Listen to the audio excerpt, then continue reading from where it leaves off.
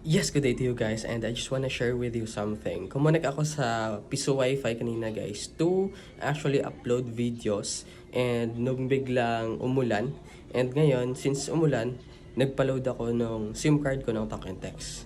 And pagkalipas ng ilang minuto, nawala na naman yung signal yung Talk and Text na SIM card. And then after that, nagpa-load na naman ako ng dito SIM. And then after that, 30 minutes siguro, nawala na naman ulit ng signal. And a lot of people siguro, kung yung experience na yon, siguro mapipiss off, galit ka na nun. Pero guys, ito yung napakaganda because of personal development at yung turo ni Sir MJ Lopez sa amin, one of the best mentor in the Philippines. Sabi niya, focus on what you have and focus on what you can control. So, kanina nga, nung biglang umulan, hindi naman natin kontrolado yung ulan, tama? And then after that, nagpa-load ako ng Talk and Text, hindi naman kontrolado natin yung signal. And then after that, nagpa-load ulit ako ng dito. Pero, hindi naman ulit kumonekta yung signal.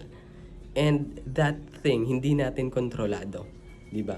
So sabi nga, focus on what you can control and what you have. So what I have right now, since wala akong signal, nag-create ako ng video, nag-create ako ng content to actually share with you value, and sana makatulong to sa perspective nyo na maging positive always.